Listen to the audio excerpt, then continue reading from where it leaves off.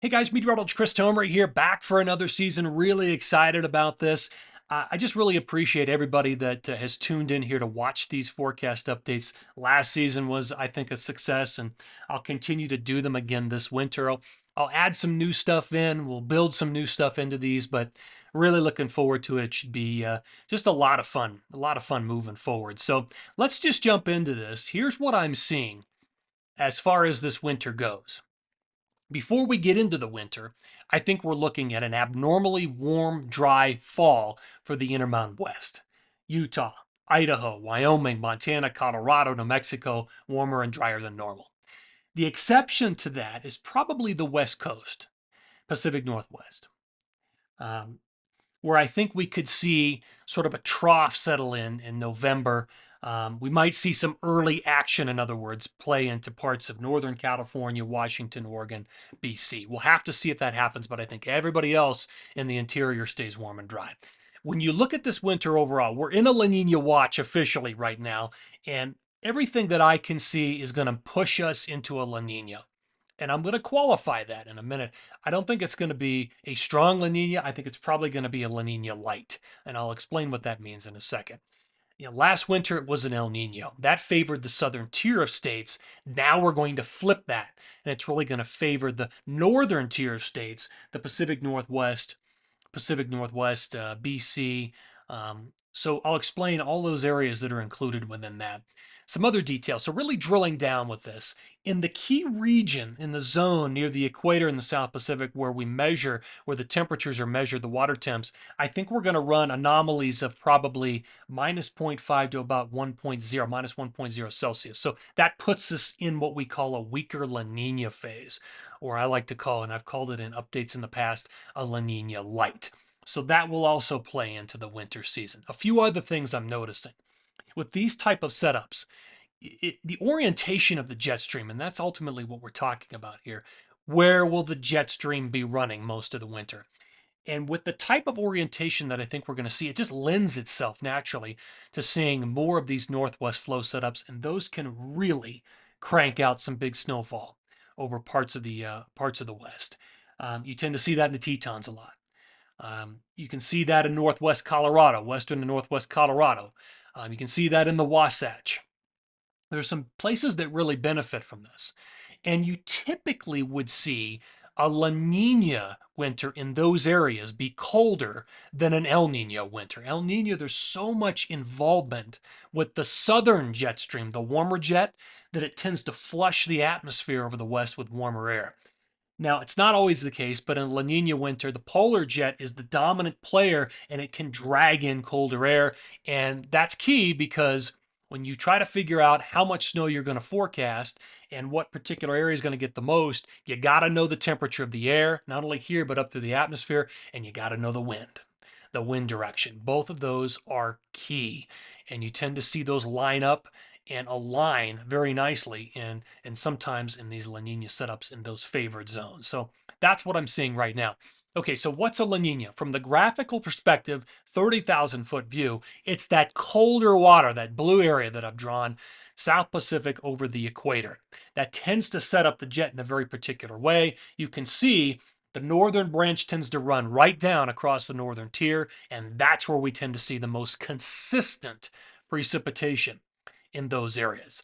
Let's look at some numbers. This is called the multivariate INSO index.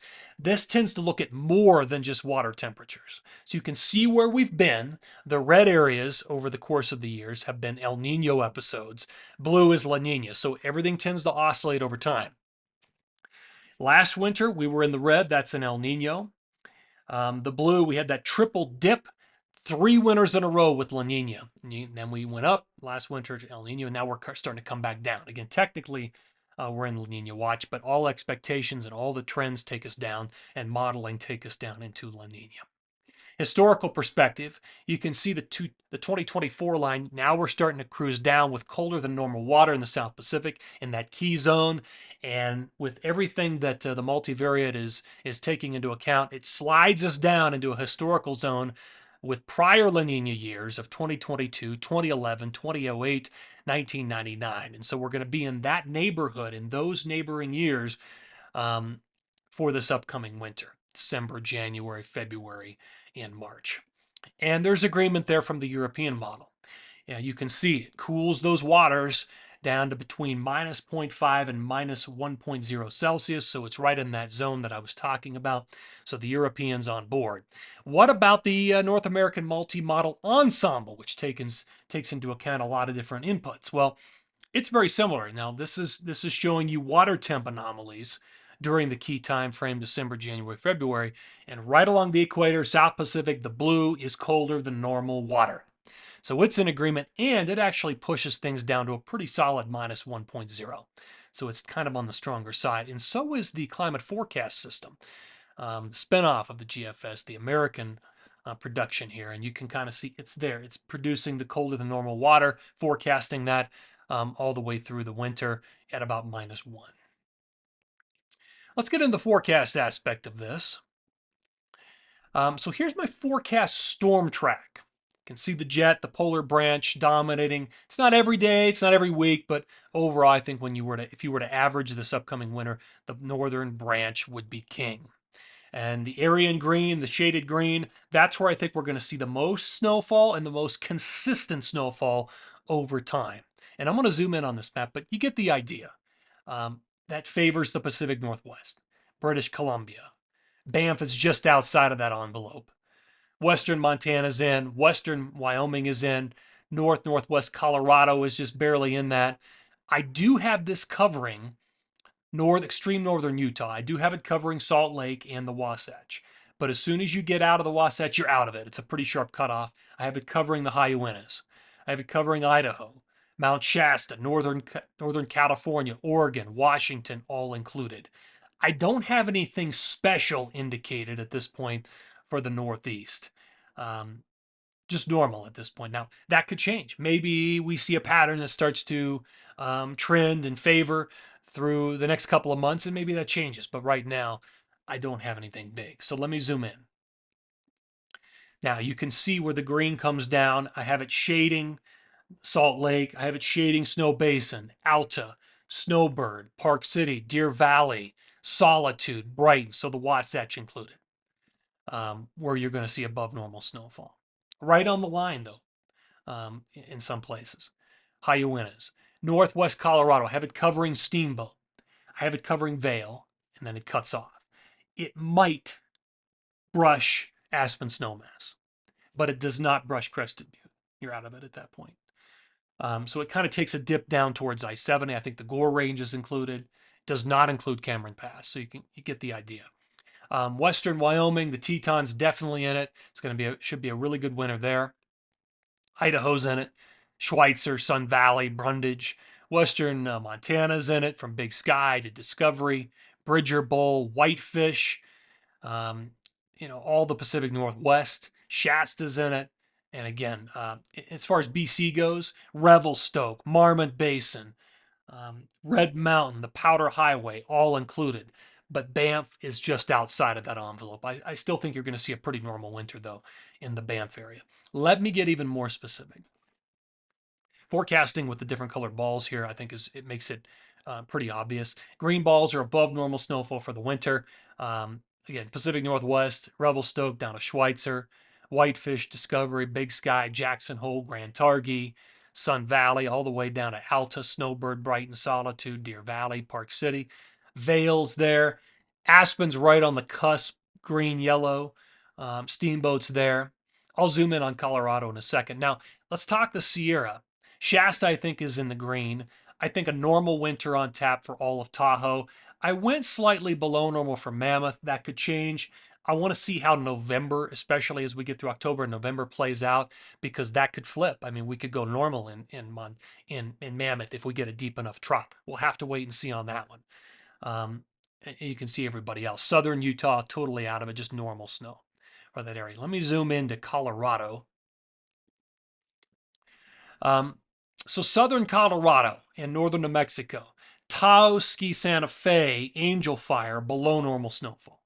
Below normal snowfall for the Sangre de Cristos of Colorado, normal snow Wolf Creek, Silverton, Telluride, Purgatory, Monarch. Normal snow Crested Butte, normal in Breck, Keystone, Loveland, A Basin, Winter Park, Eldora, normal snowfall. Normal up on Cameron Pass. Above normal, Vail, normal snow for Copper. Normal to above normal for Aspen snowmass. So you can see how that plays out. Again, though, with this pattern, that northwest flow, I think we're going to see several of those setups deliver heavy snow I-70 and north in Colorado with a lot of wind. That's one thing we're going to see. And in Denver proper, normal snow, so about 55 inches of total snow for the winter in Denver with a lot of windy 4-inch snowfall setups. That's typically what we would see. In the Northeast, again, I don't have anything significant pulling the weights around in the atmosphere, but normal snow. We'll have to see how the next couple of months play out and maybe fine tune this, but that's what I'm thinking as of right now. Okay, final forecast aspect of this. Let me get myself off of here so you can see this a little bit better. This is probably the least scientific thing I do in this presentation, but I just want to throw this in. The percentages, almost impossible to predict this early on, but I had to have a way to stack things. The bottom line is you can see the areas that are favored for the most snow are at the top of the list. 100 to 105, 110, 115, 120. Don't get too focused on those exact percentages because those are gonna those are gonna change. But you get the idea of where we're gonna be. The resorts, the Tetons, the Wasatch, Northwest Colorado, Western Montana, Pacific Northwest, Northern California, parts of BC. Those are the Idaho. Those are the areas that are going to be higher on this overall list. I mean, I recall, remember, Alta made that run at 1,000 inches a couple of winters ago. I mean, there's no way you could have predicted that months in advance. It just goes to show you how difficult it is. But this just gives you an idea of where I think the most consistent and heaviest snow is going to fall overall this winter. Um, so yeah, I mean that's going to do it, I think, for this. Let me end on the Western forecast again, and you can kind of pick your favorite resort. You know, when you put a forecast like this together, again, it's really like throwing darts. You know, at a dartboard with when you try to forecast months in advance. There's so many different things. I mean, there's a dozen different things you can take into account, things we don't even know of. But this is my best guess at this point as to what we're going to see this winter. And guys, I really appreciate you tuning in here for this. Just the start of what's going to be an exciting season. Again, I'll be back for updates. We'll probably do a few more updates between now and when the most consistent snowfall starts to fall this season, just to talk about what lies ahead and maybe make adjustments to this. But it should be a lot of fun. And I will talk to you soon down the road. Take care, guys.